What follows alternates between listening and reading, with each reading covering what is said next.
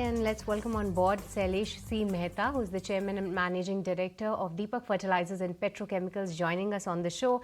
Very good morning, Mr. Mehta, and thank you so much for your time. And lots to talk about in terms of how is the demand shaping up in the sector, what are the factors at play. But first up on your numbers, it's been a good growth on your top line, almost a double-digit growth what we have seen, but the margins have seen a degrowth of 300 basis points. What explains that? And from here on, from these 18% EBITDA margin levels, where do you see this number headed? Sure. So just to give a broad outlook, Q4, the top line has grown by 28%, and PAT actually has also grown by 21%. But the good story is also on an annual basis, FY25, while we have seen a top line grow by 18%, we have crossed 10,000 crores.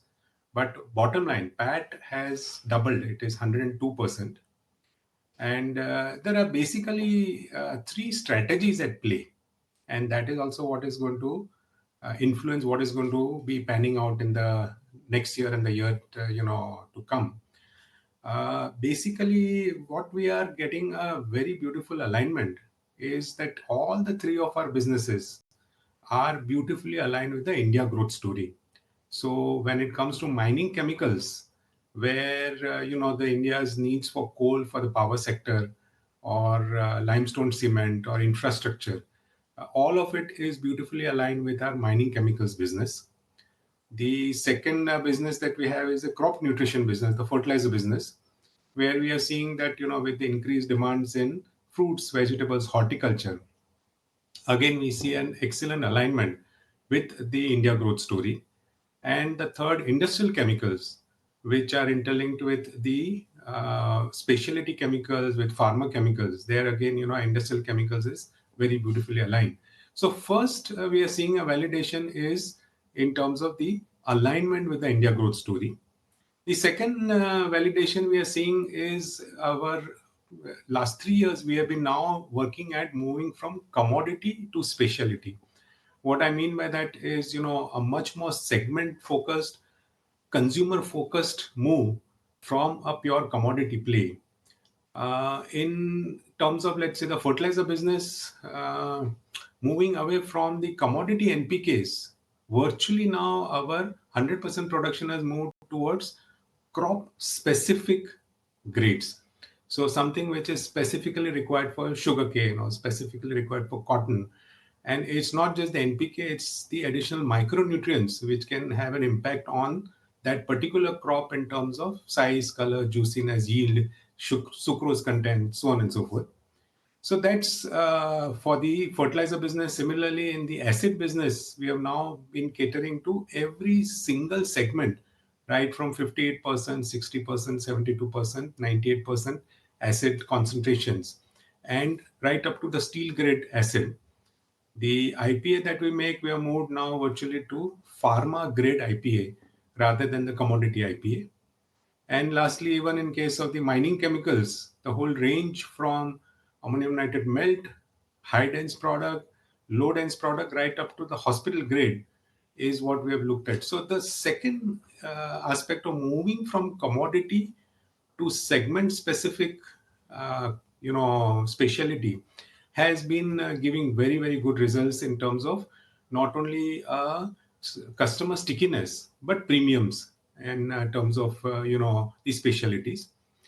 The third is in order to make sure that there is sustenance in this whole strategy, we have now unwound and we have restructured all our businesses where now each business is housed in its own separate corporate entity.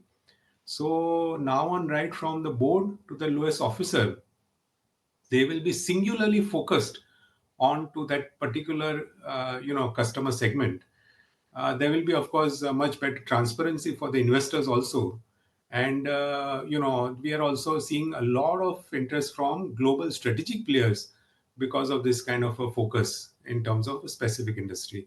So that's the broad outlook that I see. So for the three segments, since chemical, fertilizer, everything is global, what are the global trends? Because what you may do is great, but if global trend is against you, it may hurt you. If global trend is with you, you would benefit because of it.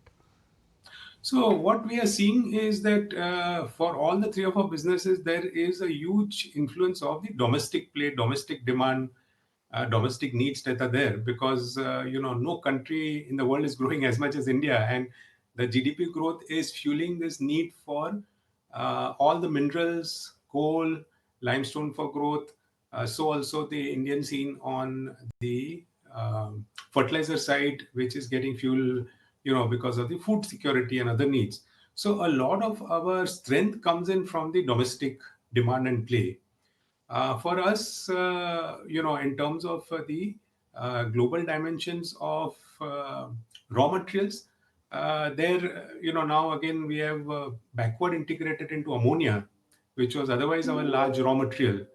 And that part of it, last year we commissioned our world scale plant. So with that, ammonia is also brought into our value chain in order to risk mitigate. Right.